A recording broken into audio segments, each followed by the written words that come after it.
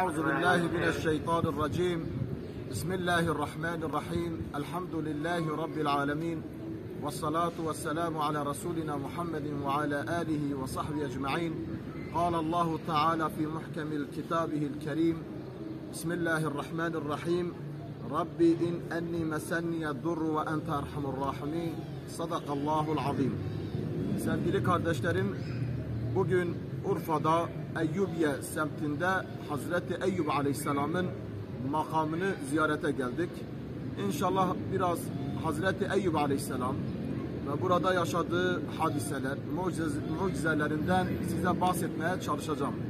Sevgili kardeşlerim, Hazreti Eyyub Aleyhisselam, Hazreti İsa Aleyhisselam'ın torunudur.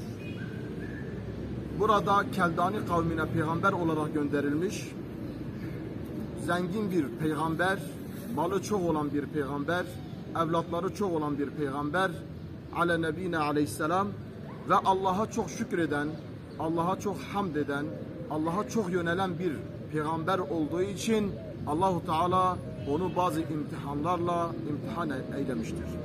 Şu arkamda gördüğünüz Eyyub makamı, Eyyub Aleyhisselam'ın kaldığı mağara, Hazreti Eyyub Aleyhisselam'ın çektiği hastalıklarda kaldığı mağaradır.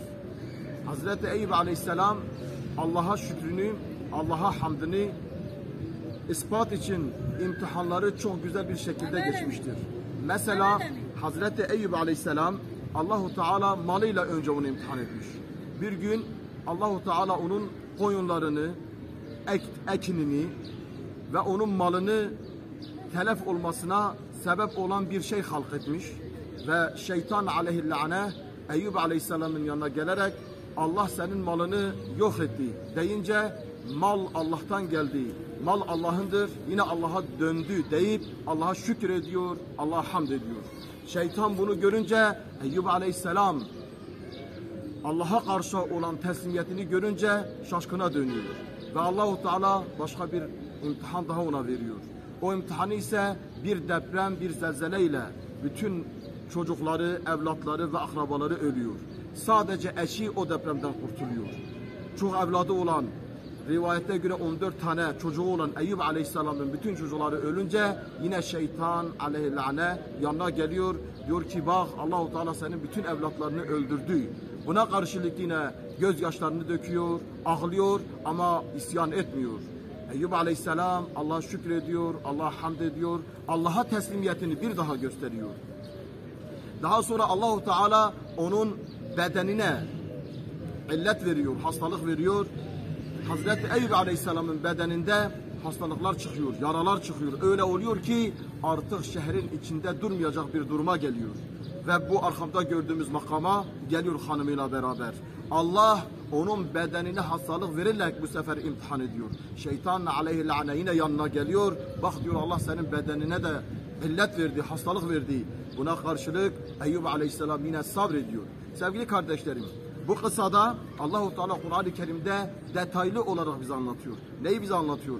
Bir kişinin malı varsa, Allah ona ne kadar mal vermişse, o malda onu imtihan ederse, malına bir zarar gelirse, iflas ederse ne yapacak? Allah'a karşı şükredecek, sabredecek. Şimdi biz Hazreti Eyyub Aleyhisselam bir mucizesini anlatacağız. Onun şükrü, onu Allah'a olan hamd ve teslimiyeti ona neler kazandırdığını ifade edeceğiz. Bir kişi bu ayet-i kerimelerde alacağı ibret nedir? Malı giderse Allah'a ne yapacak? Şükredecek, hamd edecek. Allah Celle Celaluhu onun mükafatını ya dünyada ya ahirette tebdil ederek bir daha verecek. İkincisi Allah Celle Celaluhu evlatlarıyla insanları imtihan edebilir. Eğer evlatla insan imtihan olursa Allah'a ne yapacak? Şükredecek. Evladı ölebilir, evladı hastalanabilir, evladını kaybedebilir. Buna karşılık ne yapacak? Allah'a şükredecek. Allah burada Eyyub Aleyhisselam'ın evlatlarıyla imtihanını bize örnek göstererek ona karşı yapmamızı emrediyor, şükretmemizi emrediyor. Allah bedenen de bizi imtihan edebilir. Burada Eyyub Aleyhisselam'ın hayatında bu örnekliği de alıyoruz. Allah-u Teala bedenimize hastalık verebilir. Bedenimiz çok ağır hastalıklarla imtihan olunabilir. İşte Eyyub Aleyhisselam gibi sabredersek Allah onun neticesini ya dünya ahirette mükafatını kat kat verecek. Sevgili kardeşlerim, Eyyub Aleyhisselam bu makama geldiği zaman bu makamda artık hiç kimse yok. Sadece 7 kişi ona iman etmiş. O 7 kişi de onu terk etmiş. O ve hanımı burada yalnız kalıyorlar. Bir gün hanımı bir şeyler bulmak için şehre geliyor. Şehirde şeytan aleyhillâne bir insan şekline giriyor. Ona ekmek vereceğini, fakat ekmek vermenin karşılığında saçını kesmesini isteyecek. Ve o da açlıktan, Eyüp Aleyhisselam'ın hastalığından dolayı saçını kesip o ekmeği alıp bir daha buraya dönüyor. Tabii Eyüp Aleyhisselam'ın kavminin içinde bir kadının saçını kesmesi iffetsizliğin ifadesiydi. Şeytan aleyhillâne Hazreti Eyüp'ün hanımı gelmeden Hazreti Eyüp'ün yanına geliyor. Diyor senin hanımın iffetsizlik etti. Senin için sana ekmek yiyecek getirmek için iffetsizlik etti. Eyüp Aleyhisselam diyor eğer benim eşim böyle bir şey yapmışsa Allah onun eşiyle bu sefer onu imtihan ediyor. Diyor vallahi ben ona 100 tane sopa vuracağım. Hanımı gelince Eyüp Aleyhisselam'ın önüne yemeği koyunca Eyüp Aleyhisselam diyor saçını bana göster. Utanıyor, göstermiyor, sonunda saçını gösteriyor, diyor vallahi ben iffetsizlik etmedim. Sadece sana yemek getirmek için ben saçımı kestim ve bu ekmeği o adamdan aldım. Eyüp Aleyhisselam yine sabrediyor, şükrediyor ve bu büyük imtihandan sonra Allahu Teala Eyüp Aleyhisselam'a o sabrın mükafatını verecek. Hastalık bütün bedenini sarmış, artık kalbi ve dili tefekkür edecek kuvvetini kaybetmiş, dili onu zikredecek kuvvetini kaybetmiş. Buna karşılık Hazreti Eyüp Aleyhisselam Rabbi Zülcelal'imize dönüyor ve diyor ki ey Rabbim artık zarar kalbime ve dilime dokundu. Sen merhamet edenlerin en merhametlisin. Ya Rabbi bana şifa ver diye dua ediyor. Allahu Teala Eyüp Aleyhisselam'a vahyediyor. 2 ayağını yere vur. İşte şu makamda Hazreti Eyüp Aleyhisselam 2 ayağını yere vuruyor. Biri sıcak, biri soğuk su çıkıyor. Sıcak sudan yıkanıyor. Bedenindeki bütün hastalık bitiyor. Soğuk suyu içiyor, iç organlarındaki bütün hastalıklar bitiyor. Ve Allahu Teala Hazreti Eyüp'e bazı mucizeler veriyor. Kavminin içine geliyor. Kavmi diyor ki eğer sen peygambersen hadi yıkılmış bu evin bir daha toplansın, eski haline dönsün. Allah'a dua ediyor. Allahu Teala yıkılmış o evini bir daha eski haline döndürüyor.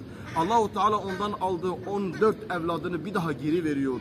Allahu Teala ondan aldığı malı bir daha geri veriyor. Sevgili kardeşlerim, bu Eyüp Aleyhisselam'ın çektiği çile ve ızdıraplardır. Rabbimiz Kur'an-ı Kerim'de Eyüp Aleyhisselam'dan bahsederken o çok tövbe eden, çok şükreden, çok Rabbine dönen bir kul idi diye buyuruyor. Onun hayatında ibretler almak lazım. Onun hayatında örnekler almak lazım. Allahu Teala Kur'an'da birçok peygamberden bahseder. Eyüp Aleyhisselam da onlardan birisidir. Niye bunlardan bahseder? Her bir insan bir peygamberden bir örneklik alabilir. İşte biz Eyüp Aleyhisselam'dan alacağımız örnek nedir? Malımıza, evlatlarımıza ve sıhhatimize güvenmeyeceğiz. Allah bunlarla bizi imtihan edebilir. Bunlara karşı Allah'a şükretmemiz lazım. Allah'a hamd etmemiz lazım. Hepinizi Allah'a emanet ediyorum. Ve sallallahu ala seyyidina Muhammedin ve ala alihi ve sahbihi ve sellem.